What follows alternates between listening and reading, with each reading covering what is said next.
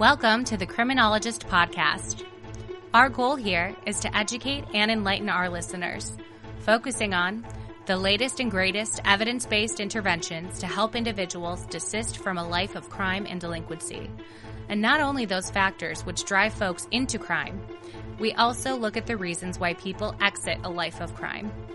Also, we attempt to paint an accurate picture of that journey from the perspective of the justice-involved individual. Too often, our perceptions of those involved in the system are tainted by media-driven caricatures created to sell newspapers or movie tickets. This adds little to a healthy dialogue as to how to best address criminality. This podcast will avoid stereotypes and biases. We will endeavor to accomplish the first two goals in a way that keep you, the listener, interested and even entertained. And now, the host of The Criminologist, Joseph Arvidsson. Hello, and welcome to episode 31 of the Criminologist Podcast. Happy to have you all with us today as we welcome back another client, another visit by one of our favorites. Annie Wilkes will be in session today. You likely recall Annie, I think. Technically, she may have made the most office visits so far with any of our clientele. If you are a loyal listener to the show, you will recall that a lot of times when I do a client session, so to speak, I like to recap the newer listeners and or the listeners who simply may have forgotten. And oftentimes I'll go back and I will reread the criminal complaint, the offense narrative, so I can remind folks of, as I say, what brought folks into our orbit. Although, I must confess, yesterday I stumbled across a fascinating, awesome new podcast. It is entitled More Than My Past. It is actually hosted by actor Jason Fleming, who you would know from a slew of movies, a great character actor. I recognized him right away from Lock, Stock, and Two Smoking Barrels, but he's been in a slew of great films. Again, just a great character actor. So once you see him, he's like, oh yeah, I know that guy. At any rate, Jason Fleming interviews former prisoners and addicts. I'm reading right from the description of the podcast here, by the way, with powerful stories to tell, exploring their struggles to turn their lives around and challenging the barriers and stigmas that can hold these people back. And so I was listening to this podcast and then I was reflecting on the title More Than My Past. And I literally, as I sat down here to prep the show, I thought, you know, maybe that's not such a good practice to always reread their offense narrative, rather, because in a sense, you know, I'm reminding you all of their past.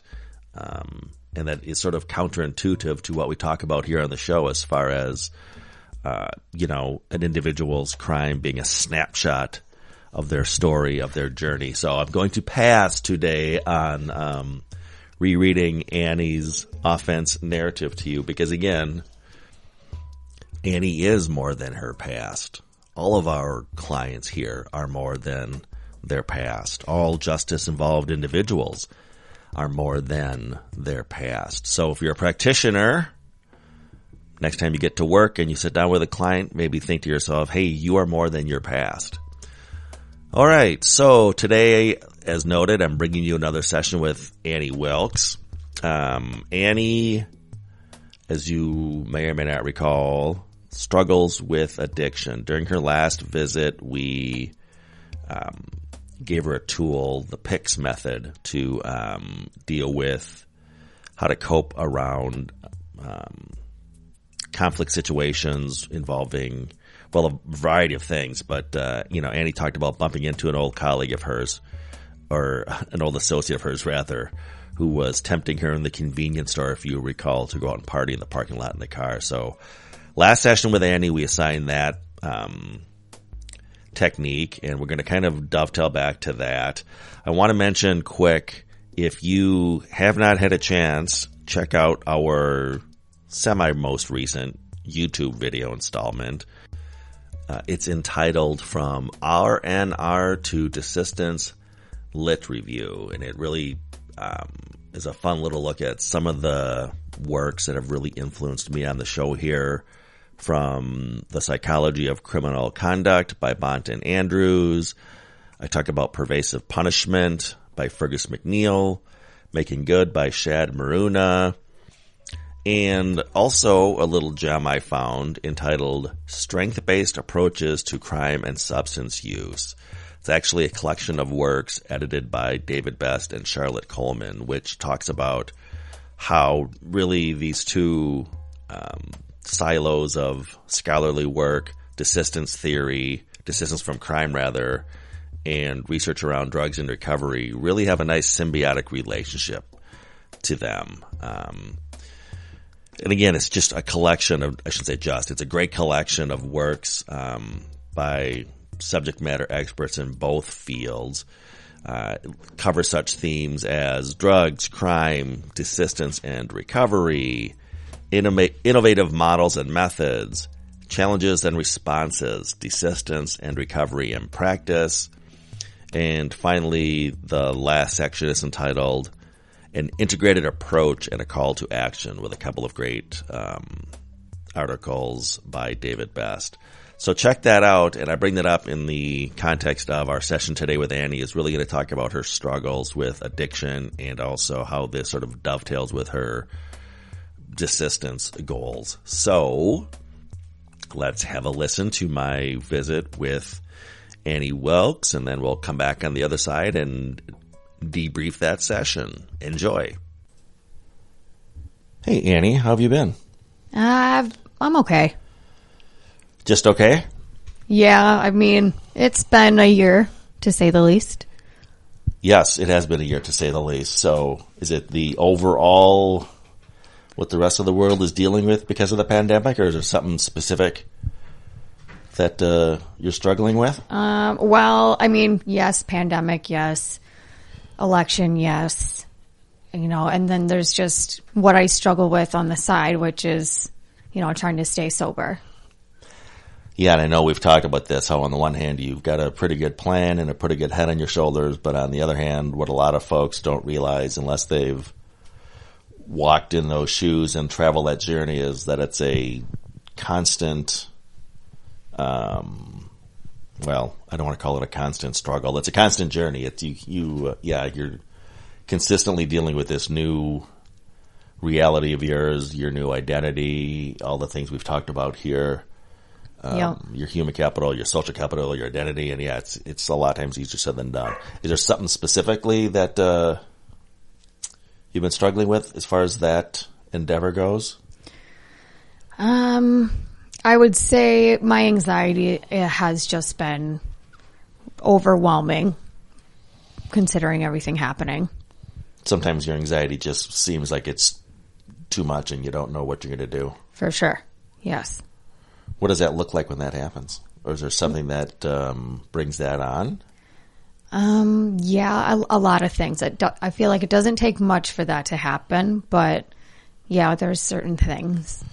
So if we were to do, the fancy clinical term is what we call a functional analysis, but we go back and we sort of look at the last 3 or 4 examples of, you know, what we deem a high risk situation. So whether, you know, I've done this with clients around relapse, around probation violations, around, you know, when they get arrested and whatever it is, but it's basically a technique where we sort of we map those occurrences out and then we sort of try to pull out of those certain common denominators. That's why it's called the functional analysis, or, you know, we're just trying to identify certain patterns of, yeah, it seems that, you know, for example, other folks have told me, you know, they've looked at like times they've woken up, you know, in detox or, you know, they, after a really bad, you know, blackout, and a big, yeah, it's, boy, if I think about it, the last 3 times, it's always been in a payday,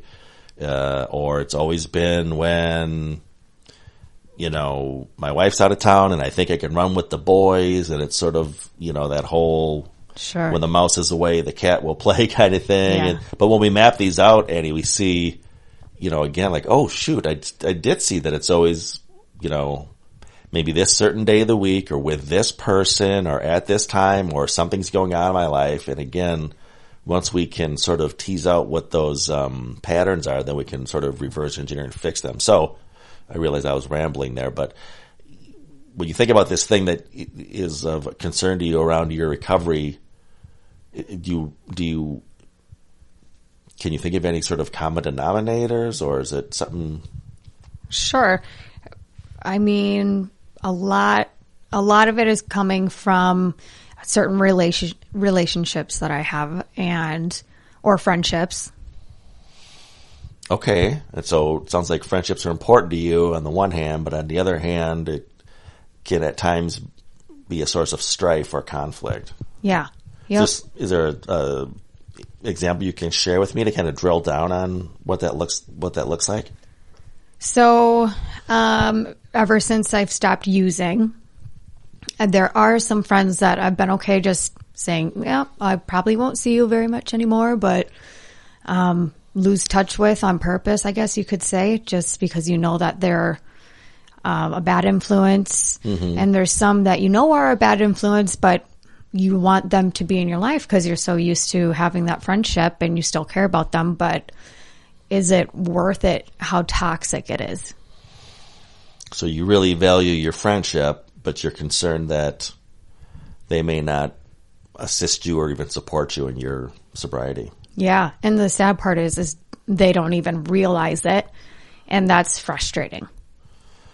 So they say or do things that they're maybe saying based on the old you, but they don't realize really how detrimental and damaging it is to the new you and what you're trying to do. Right. So give me an example of what that might look like. And again, we always talk about confidentiality. You don't even have to use real names or whatever. Just kind of paint me a picture of what that looks like again, so we can maybe together come up with some tools as to how you can address that. Sure. So, at the top of my head, one of my friends is an addict, and we had a girls' trip, and it was my first time being out with all my friends and not, taking part in what everyone else was doing, partying.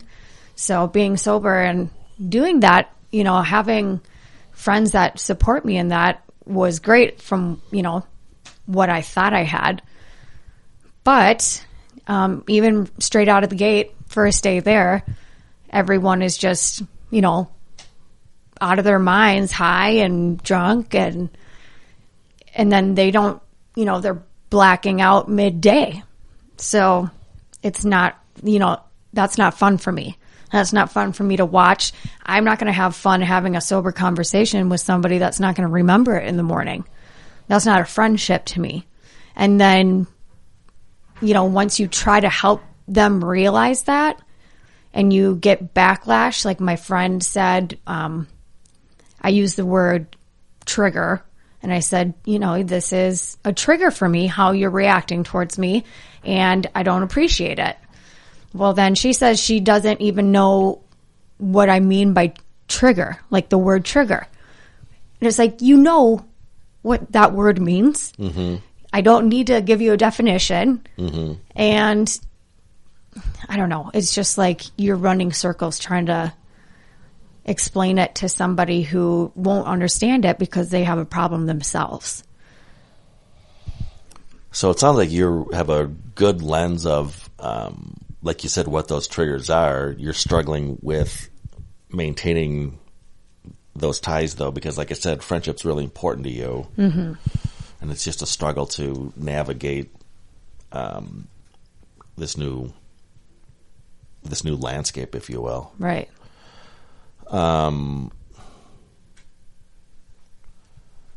So friendship's important to you. You want to. What does that look like? Do you think living your future sober, crime-free self? When you're having, like a girls' weekend, like you said, what does that look like if we were looking into our crystal ball here? Sure. I think it would look like me just spending more time around people that I know support me no matter what, and respecting my decisions on how I want to take my life. You want to surround yourself with people who support you. Right. And I really don't think that I can move forward if I don't eliminate some of these, huge factors in my life that cause me stress and anxiety. And how do I recover if I just let it keep happening?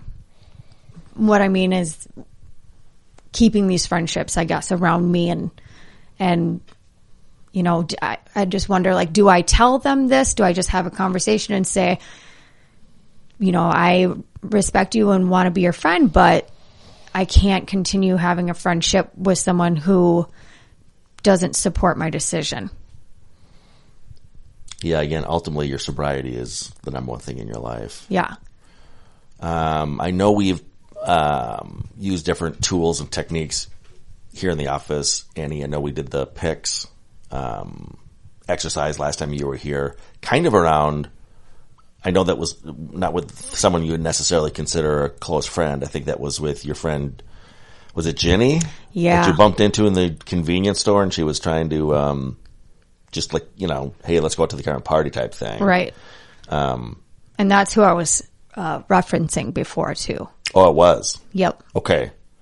But it sounded like when I was listening, there was even maybe more people in your orbit than just Jenny who are still a little uncertain about what this new you looks like, as far as, they see that they are going to engage in the same behaviors, and they don't see that as, I don't want to say that it's an inconsideration, but they're just really struggling with that. This is a daily occurrence for you, or a daily struggle with you. Yeah. Yeah.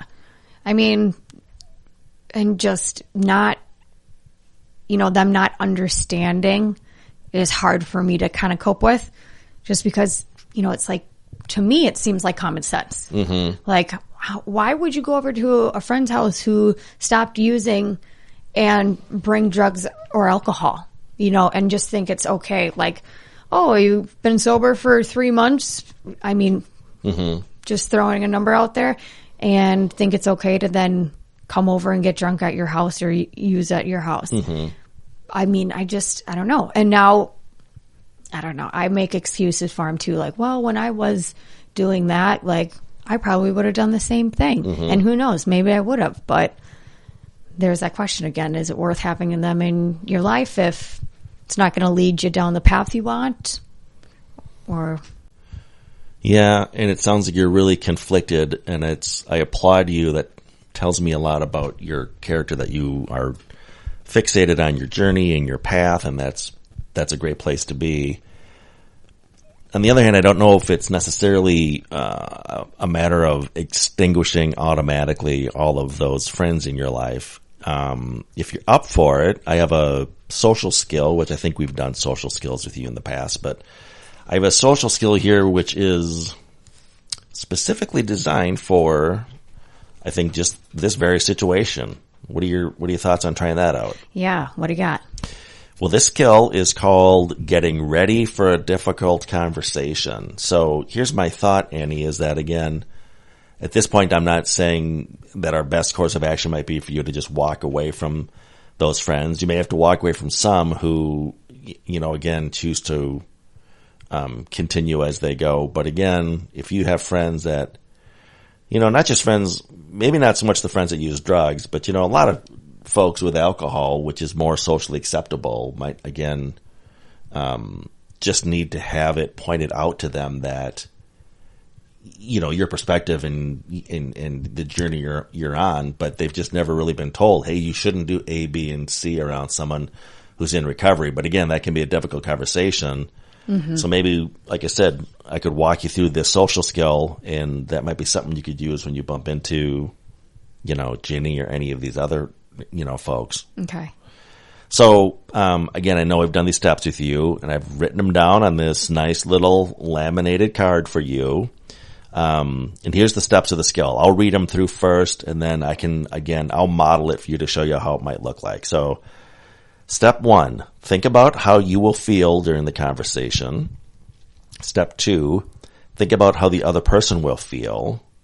Step 3, think about different ways you could say what you want to say. Step 4, think about what the other person might say back to you. 5, think about any other things that might happen during the conversation. And then 6, choose the best approach you can think of and try it. So let's go through these one by one, and we'll kind of teamwork these. We'll brainstorm it as we go. How's that sound? Yeah, okay. So number 1, think about how you will feel during the conversation. So again, how are you going to feel having this conversation with your friends as to how their statements affect you and how it affects your sobriety? How are you going to feel during that conversation? Probably extremely anxious. Okay, but anxious can be a good thing. But yeah, so you're going to feel anxious. Think about how the other person will feel. Honestly, I hope not, but defensive. Okay, they might feel defensive. What else? Angry, or I don't know, just upset all around that they're losing a party partner. Okay. Now let me stop you there, because again, it is, I don't want to write your conversation for you, but is the conversation going to be, we can't be friends anymore? Or is the conversation, hey, listen, if you want to continue to be friends with me, you can't use in front of me. You can't try to talk me into taking shots with you. Right. You probably shouldn't come over to my house. If you can't not drink. So how do you think they might feel during that conversation, or what's the range of feelings? Well, it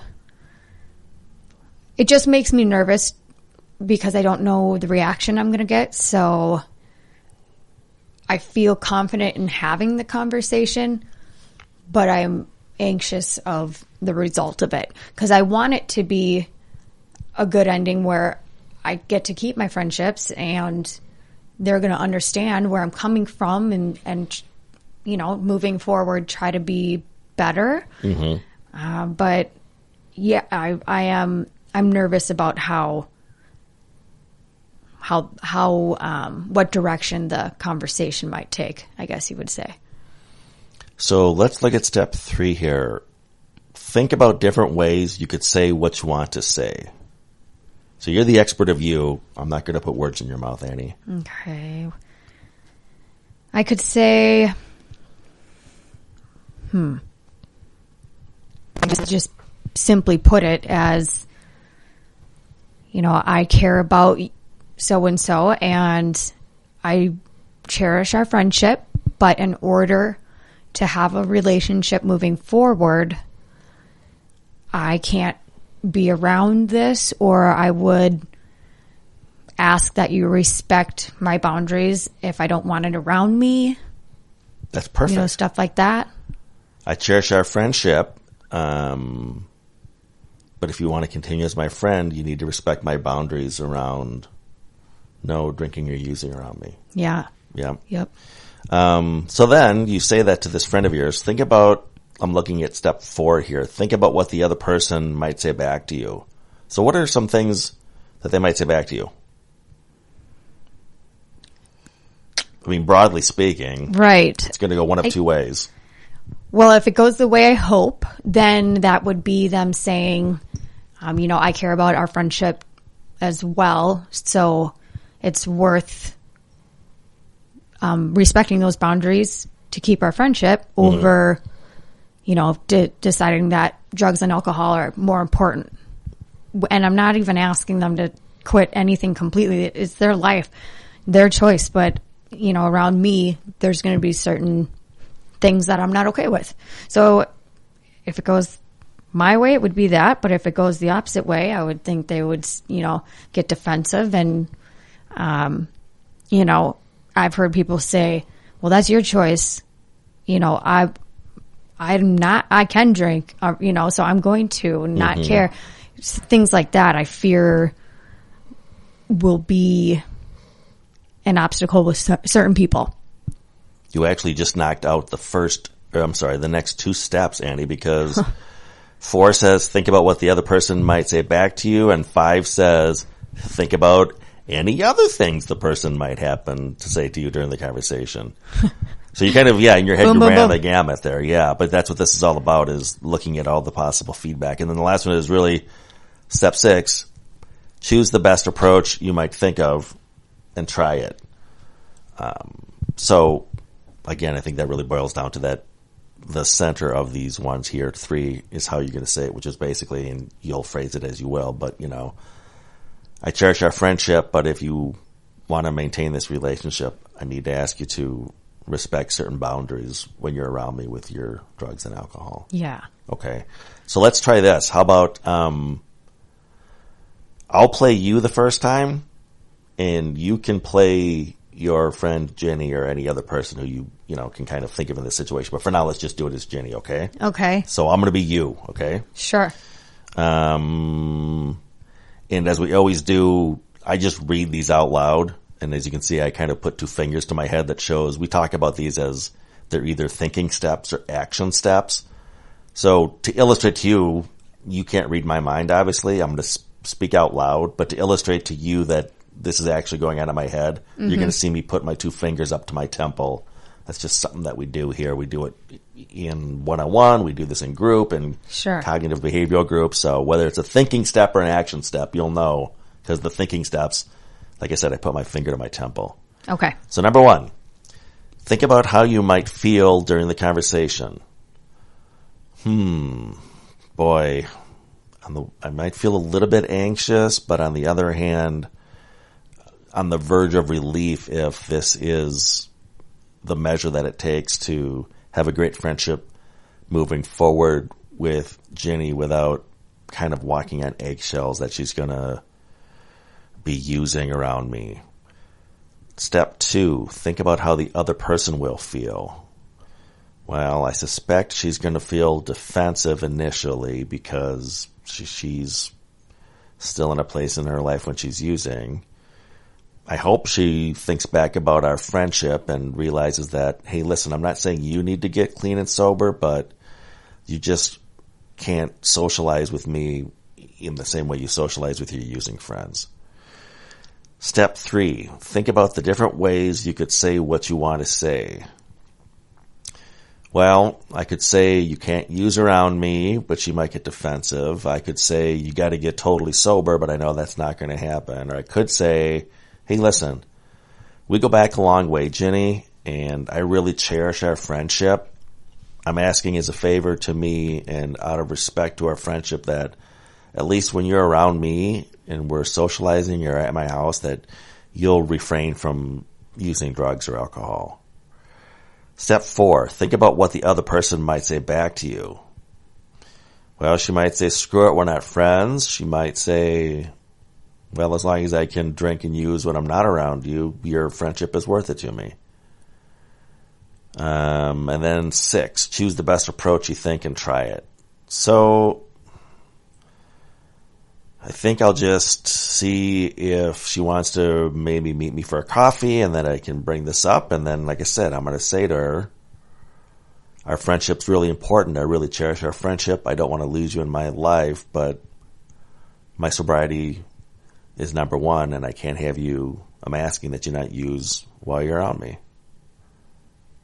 All right, Annie, end scene. How did that sound, and or hopefully that's a good dress rehearsal. Yeah. Let's spin the tables now. This one was not really interactive, so you didn't have to play anybody.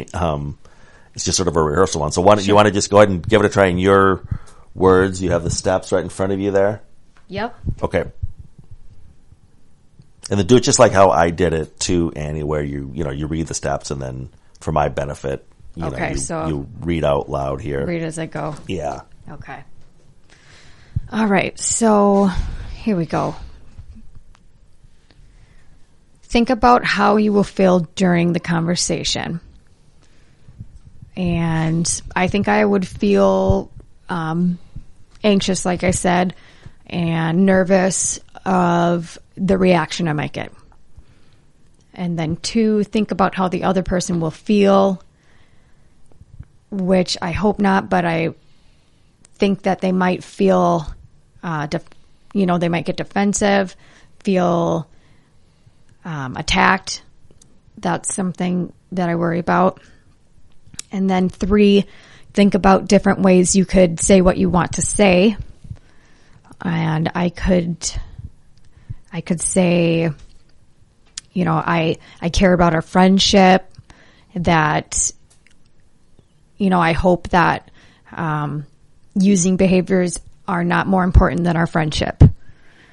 And then 4, think about what the other person might say back to you.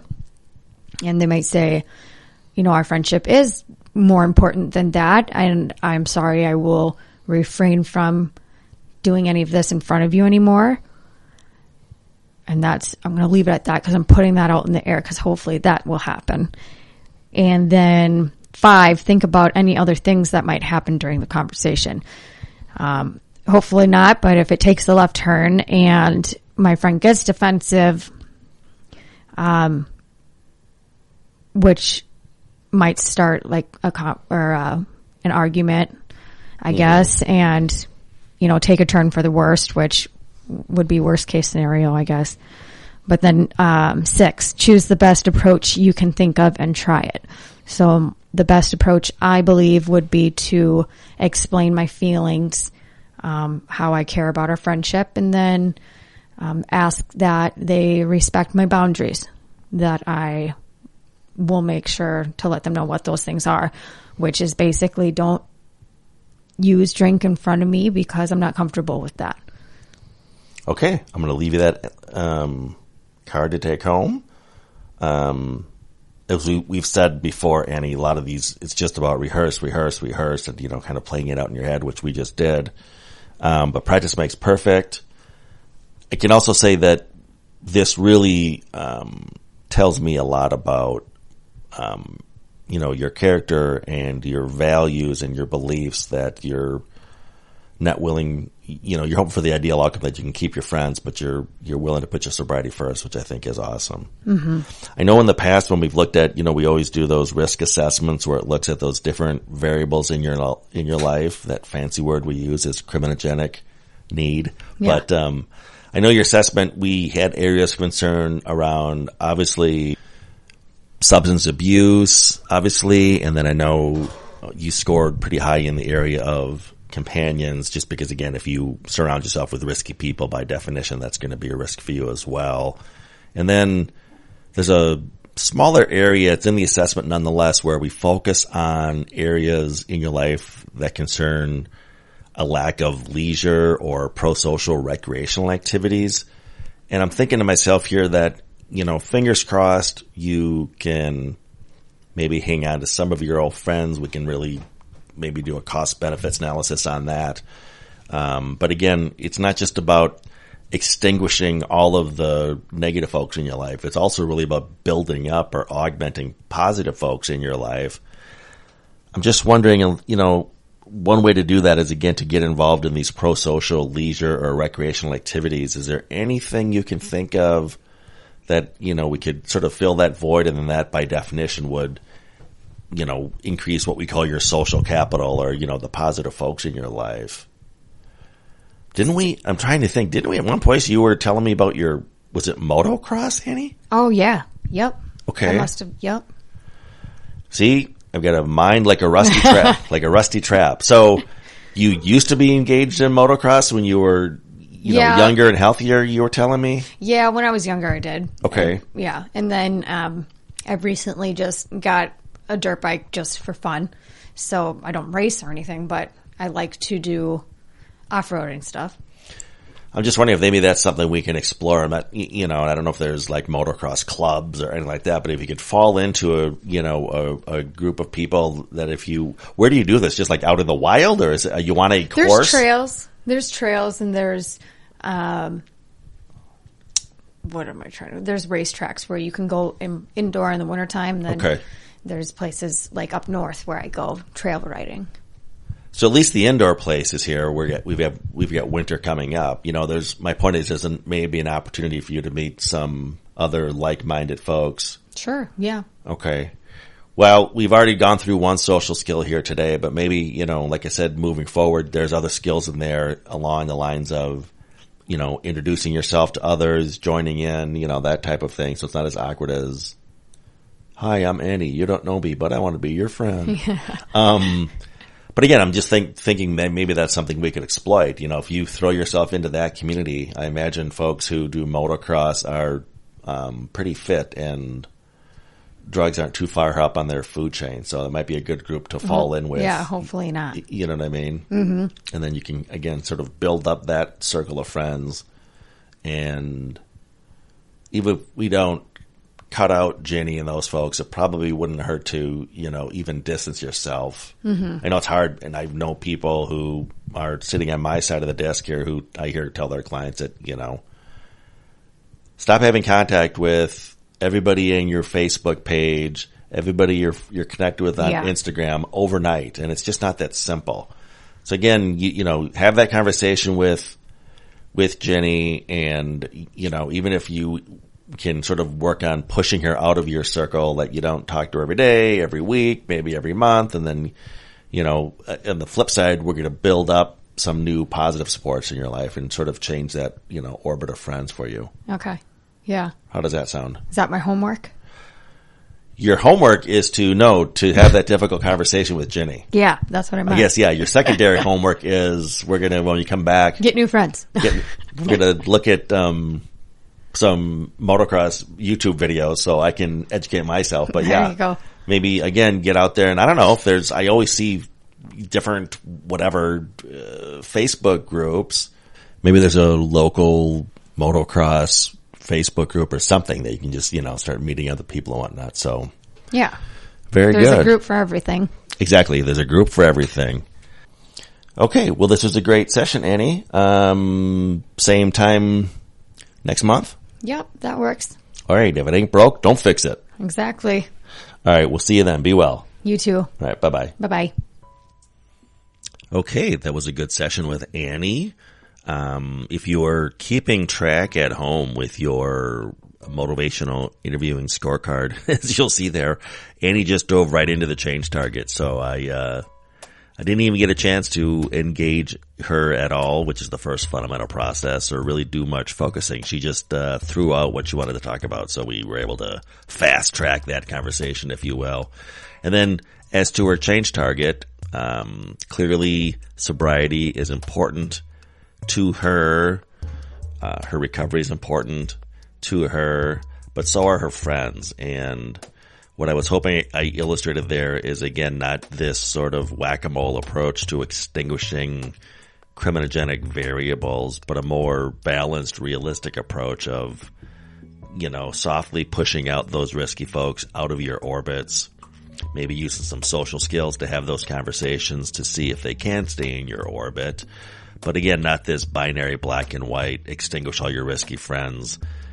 And certainly don't do so without augmenting pro-social friends, which we sort of danced around a little bit, or I shouldn't say danced around. We got at a little bit when we talked about her leisure and recreational pursuits, if they're pro-social, and again, using that to widen her net of peers. And again, Desistance is all about augmenting social capital, and not strictly, again, about extinguishing risky friends and associates in your life. So hopefully we illustrated that today with Annie.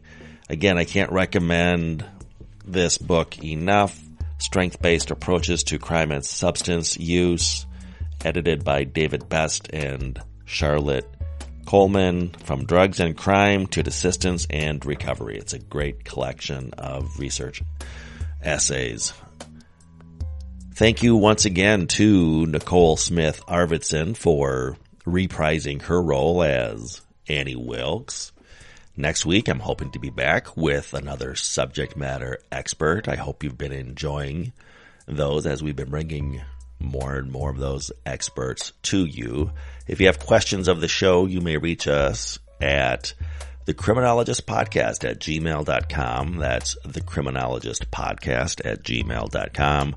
You can also reach us through our parent company, the Paragon Group, LLC.com. You can also visit the Paragon Group, LLC.com in regards to any training, consulting, or program design questions you may have. If you have not yet done so, please check out our YouTube channel, also entitled The Criminologist. We've got some great videos uploading all the time. And finally, if you're not following us on Instagram, please do so at The Criminologist Podcast. We also have a Facebook page at The Criminologist Podcast. Great, fun images are being added all the time to those feeds. And always remember, folks, there's no them, there's only us. When I put my head on that pillow at night, man, and I fall asleep, I don't pass out. When that sun comes up, I wake up, I don't come to. The Criminologist Podcast is a production of the Paragon Group, LLC. For speaking engagements, interviews, program design, training opportunities, or to contact the host, please visit us at theparagongroup.llc.com. Click on the Contact Us tab in the upper right-hand side of the page. Be sure to give us a 5-star review, and thanks for listening. The thoughts, statements, and opinions of the host and cast members do not necessarily reflect the views of their employers and are those of the host and cast themselves. Any discussion regarding client statements, behaviors, actions, or crimes are purely fictional and are used only for the purposes of example. Any examples that could be deemed to be related to an actual individual or individuals are incidental.